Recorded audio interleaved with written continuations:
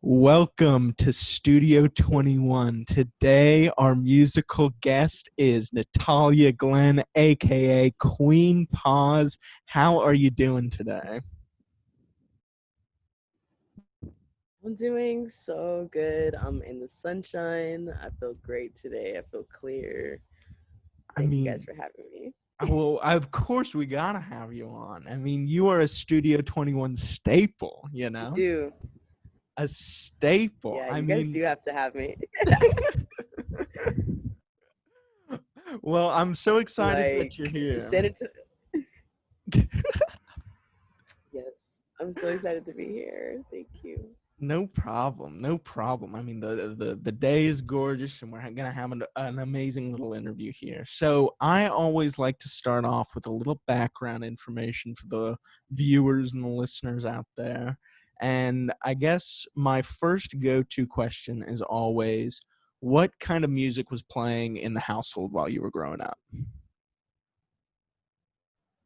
Ooh, so I fortunately just like grew up with a family that just like loved soul music, and whichever kind of like direction that could take you can be anywhere in a way. There's like country soul. I grew up with a lot of old country. I grew up with a lot of, you know, soul singers like Sade, Anita Baker, you know, those people, powerhouses, truly. I feel like, I just grew up with like, because my mom was a singer. My dad, was really into hip hop and he also like rapped when he was younger and like in the 90s. They were kind of like a team or whatever. Um, but they passed down a lot of great freaking music. I grew up with a lot of like, R&B, fortunately, like a lot of soul, jazz was very prevalent in my life. Miles Davis, people like that. Um, but yeah, I have a lot of different influences from my family, just when it comes to like soul music. Um, but yeah, that could be like any type of genre to me, honestly. So it sounds like you come from a very musically inclined family. Was it pretty much from a young age you were ready to be a musician, that was always in the forefront of your mind, that this is the career path that I want to go down? It actually wasn't, and that's kind of because like I think that I was really shy and like an introverted kid growing up, but I had always practiced music because a lot of my family members were singers and like musicians too, and I would just like play along with them, or get involved, with music in school and stuff like that. But I never thought like, okay, I'm gonna really just perform my own music that I write myself on stage in front of people, just solo. That actually that I had for myself until I got and did like radio and met with people that were just my friends but played music at that time. Too, they would bring me out to shows and try to expose me, and I just fell in love with it. Like I would jam with those people. I would, engage with them because they were involved with the radio station. I was also too. So, they really inspired me just by being my friends and, just showing me that they kind of hyped me up too. They saw that I was talented and that I, was musically inclined and they're like, "Yo, you should be on stage." And I'm like, "You know what? I'll try it, but I don't know because, I'm really shy and awkward, but let me just try it out." I did, and I like this is like my new move. It's been like what I've been doing for the last 3 years. I was going to school for business economics. I was going to like try to be an attorney after I graduated, but I was like, no, I think it's music. I think I think life is should be a little bit more free and creative, and I couldn't, be stuck studying in a room for the rest of my life, for money. So I yeah, 100% get change. that sentiment. I 100% get Yeah. that. And I mean, and it sounds like you surrounded yourself with a good group of friends. And that's what I usually hear from artists, is that when they do have a set of friends that is so nice and supportive in terms of being like, you might not believe it, but I hear something and I feel something whenever I see you playing or singing. And I think that you need to go out and try it because I think that's something that you would actually excel at. And it seems to be a common theme is surrounding yourself with good people who just want to support you and see the best for you. Really. So, Especially if you're trying to be like someone that is like independent in this industry too. Like you have to rely on people that are right beside you as opposed to, trying to like step on people beside you in order to get further up top. Like I feel like my friends have really honestly been making my dreams just like come true, like right in front of my eyes. Like they hooked me up, with certain people that, just because based off of them believing in me as a person, as a friend, and then my music too, they pass it along and they share my name and, with other people around them. And that helps me because I have more access to the resources that I need in order to put out the type of quality music that I want.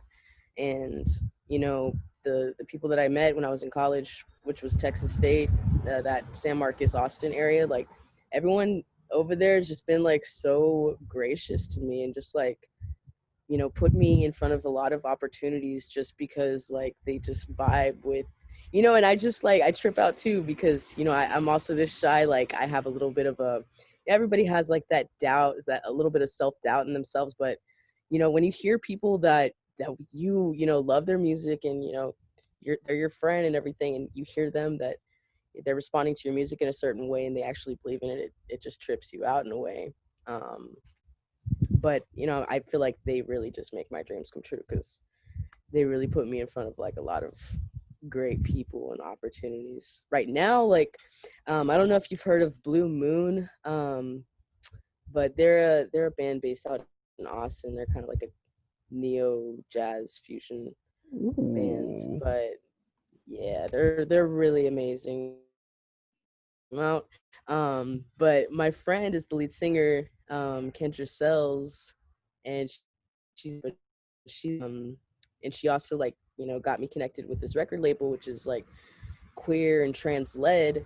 Ran It's a record label slash collective, and they're like a group of people that also want to just they have a set of principles that we all stand by and that we all try to work towards to help our own community, but at the same time like they're trying to make some music and some art, and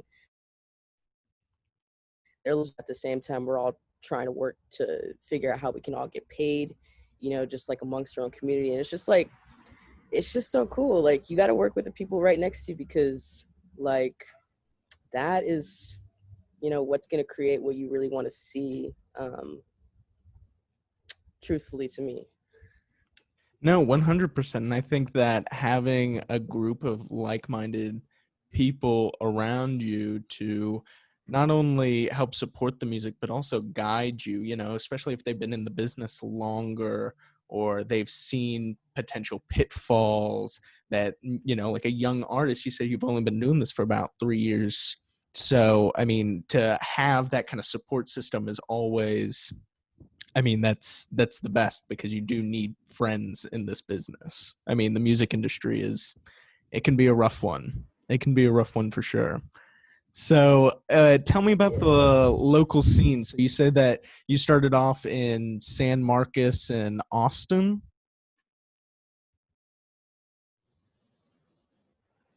Yeah, so I kind of have always been playing music a little bit. I was in marching bands.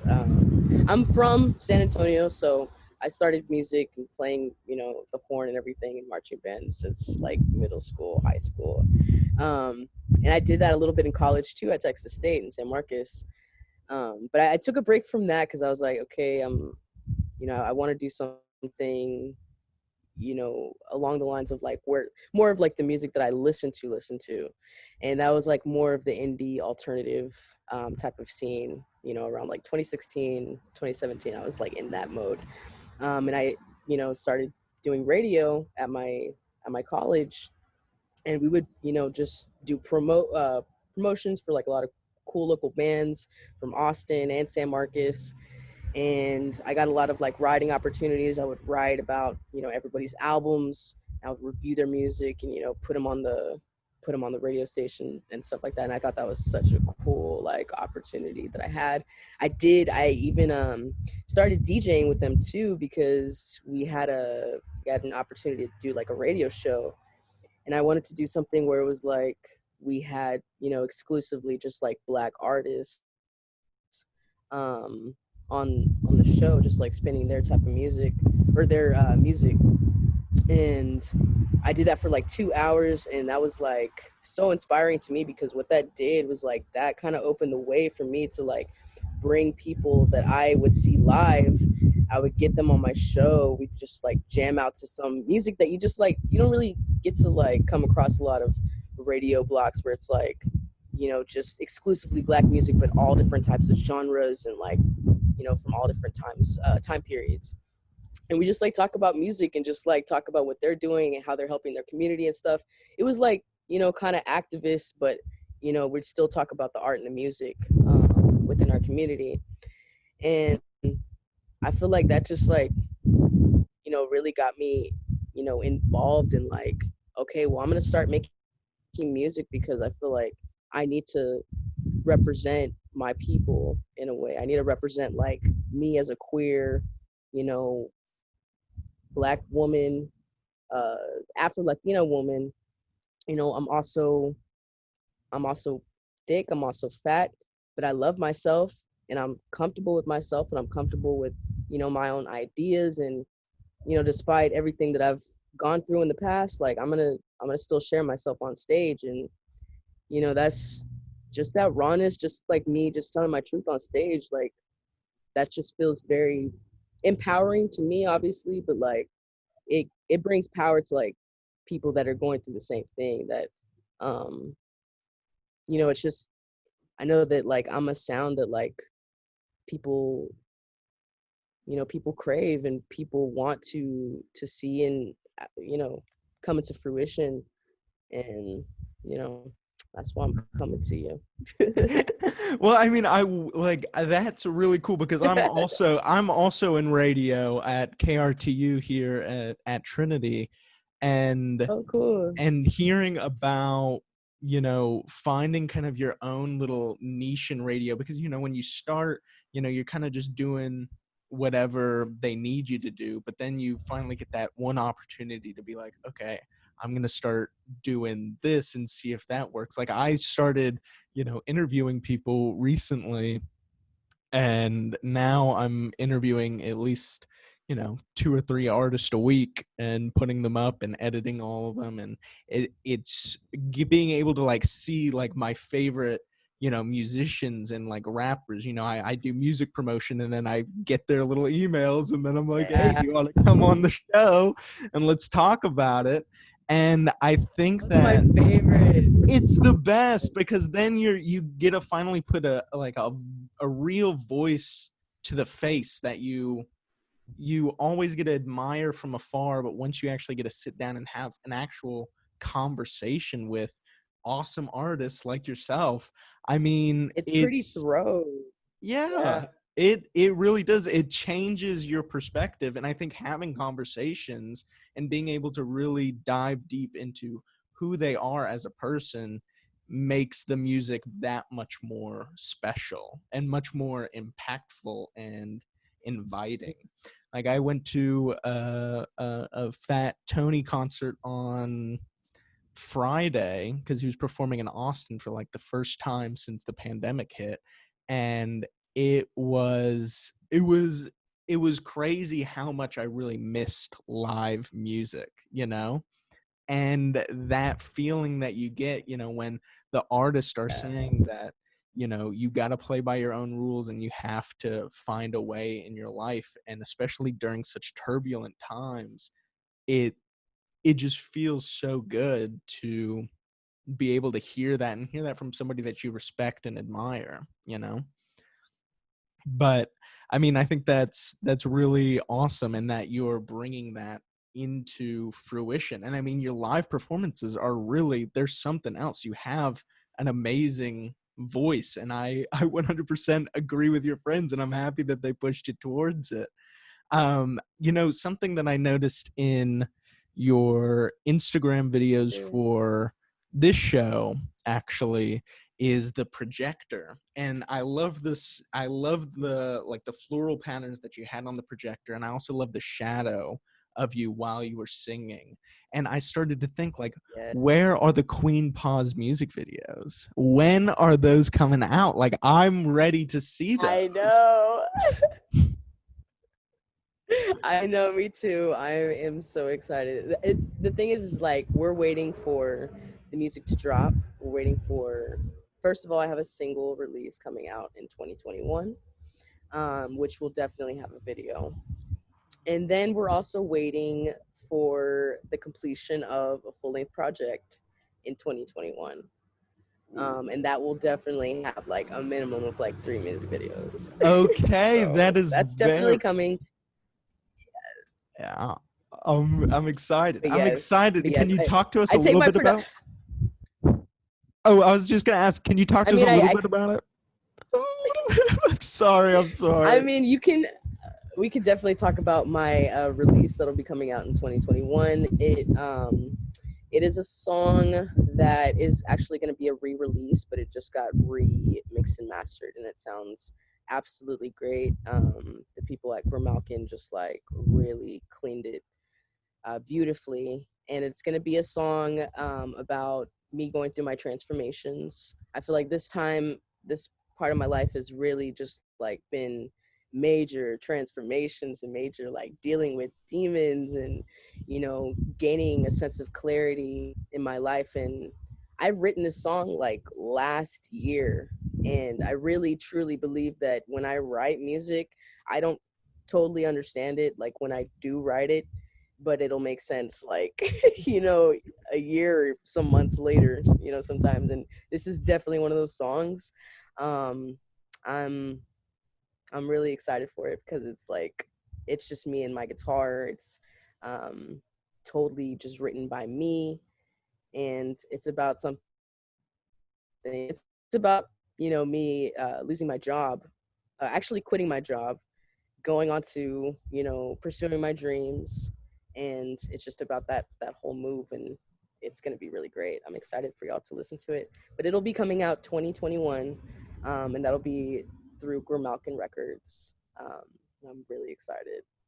Oh my God, listeners, do you hear that? You got to save it. Save it. Pin it down in your mind. 2021, Qween Paz new single coming out, and later new project. But that's an interesting story arc. I mean, it's not something that you necessarily, I feel like, hear too often in music. Is the more the like the throes of not only being a musician but a starting off as a musician and having to make that really scary jump of giving up some sort of stability with a job into going into music, which at the beginning you're not going to get a lot of money and it's going to be difficult.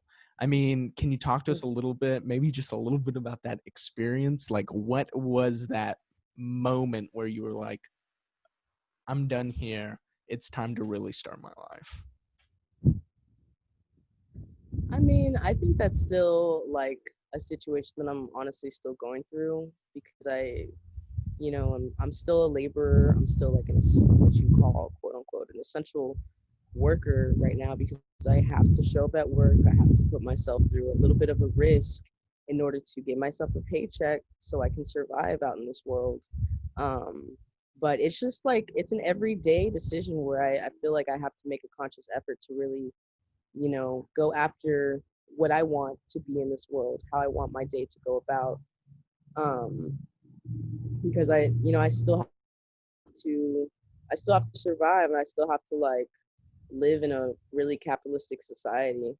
Um, but I feel like when I when I started doing music, like it was, just really, it appeared to me as just like a thing that I did like as a hobby at first, um, for like the first year. And then once I graduated and, everybody was kind of expecting me to like, okay, when are you gonna get a job at this point. Like you're gonna move back in with your mom. Like now you're gonna like just not have a job for a few months. Like, what are you doing? It's just like, yeah, I kind of grew up with a family that expects for, certain steps to kind of appear to one's life at a certain point in time. And, because I'm also like a person that learns, I would say. It's been just like a little bit of a journey, to just go after what I'm trying to go after for my own life, despite what society tries to tell me I should be at my age or anything like that. But it's a conscious effort. It's constant, and it's I mean, every single day I'm making that decision. yeah, and I mean it's on the mind, and the best way to get it out is put it to words, put it to song. I think that's awesome, honestly. And you mentioned the guitar. Can you maybe take me And that's through? why. Oh, what were you gonna Oh say? yeah. And I was just about to say, like, in all my music, like, I'm just extra vulnerable and just like extra truthful about like how I'm feeling. My music, if you kind of listen to it, it really just is me talking about my mental state and my mental health, and just like how I, sort of deal with my anxiety, from daily life, or depression at one point. But it's really just me being extra, direct. Really, it's like the best way for me to like explain how I'm feeling. I'm, in the real world, I'm, like I said, I'm pretty shy and introverted, so I'm, not good with expressing with just normal conversation sometimes, like how I'm feeling. But let me write you this song, and you'll just like get this whole like freaking world of like my emotions, and it's crazy. You'll be able to So hear. what were you about to say about the guitar? Oh, I was gonna ask the I mean you mentioned the guitar and how your new single is gonna be just you and the guitar, and I also noticed some background in the background of some of your videos, guitars. What about the guitar? Like what drew you to the guitar? I mean, you started off, playing like the horns and now you're moving to string instruments. I mean, what was that journey like? Yeah, that was pretty random, but the journey behind that actually was like in marching bands, in a way, because we, how you in marching band or whatever, you have like the marching part, and then there's the aspect where it's just like concert band, and there's like jazz band and stuff like that. Um, so I got like really into the jazz part of it, and I fell in love with like Latin jazz, just like Latin jazz, bebop, all different types of jazz, smooth jazz a little bit too. And I would just like, when it came to like Latin songs, I really fell in love with the way the guitar sounded, especially like in like bossa nova, Brazilian jazz, and the way that like I wanted to like, I felt, moved by it was just like, when some people listen to music, they either want to like just really admire it and just love the artist, or they want to start doing it themselves. So like the way that, as a beginning guitar player, like if I wanted to play along with the strings, like I would just play along just like on one single string and just like jam out with the music. And that's what I would do for the longest time. And I honestly really, never really took any lessons with guitar. I kind of just took like one class in college just to pass it. It was like intro to guitar, but I had already known guitar, um, a little bit. But yeah, I was completely like self-taught, just based on me really loving on jazz music and just playing along with it and learning, cover songs. And but yeah, it was really just like Brazilian jazz. I really love that. I really love the rhythm behind it and those smooth, just soft, sensual like chords. Like I love that. And then, that's kind of like what kind of formed the basis of like my songs too, is like those type of like jazz, just what is it when it's like you have to hold down like the whole The, fret, the bar decor. chords, like Yeah. everything is just like bar chords for my songs, because I just love all that like just meaty like soft sultry central jazz like chord sound, like I love that. That's pretty interesting. Brazilian jazz. I like that. I like that. Well, Also know let me that. let me Yeah. ask. Okay. So how about this? So you talk about Was when you are describing your music and how you're feeling, and it comes through as, you being able to get off your anxieties and, your mental health, and being able to like kind of express that and put that out into the world. I mean, what do you hope that people are able to take away from your music thus far, and hopefully with the next upcoming projects? I think I want to just when I'm talking, first of all, I just want to feel like I'm, being seen, being heard in the way that I want. And I think that's just like me just being as direct and processing my music writing and everything like that. But I want people to feel like I want them to take away that, every it's okay to be who you are and, just love on yourself, you know, do what you want to do and, try to also, I try to do call to action in my music as well because I feel really strongly about certain things, a certain community, like our community just having basic access to like, health care and, having basic access to the needs that we need or the needs that we have. Um, but it's just like, you know, I want people to know that, it's okay to love on yourself the way you are. I think that's beautiful. I think that's the best. I mean, that's the best kind of message that you can put out there, really. And especially during turbulent times, is that it's okay to feel these ways sometimes, but just know that, at the end of the day, you can get through it no matter what. And I think that's awesome. And I really appreciate you taking the Oh, yeah. time to Yeah. sit down and talk with me. It's been a pleasure. Where can people find you? What are your plugs? Let's hear them. Let's go. Let's go. Yes, you can catch me on Bandcamp. Search Qween Paz, and it's spelled QWEEN PAZ, La Naranja da Paz. Um, you can also find me on Instagram, Queen Papi with three eyes. Uh, Same thing, QWEEN PAPIII. Find me on SoundCloud. I'm on Spotify. I'm on Apple Music. I'm on YouTube. I have music out there that y'all can check out. Um, but yeah, Queen Paz. Thank you guys so much. Thank you, Studio 21, for having Hey, me. I well, love talking with y'all. hey, well, we're happy to have you here.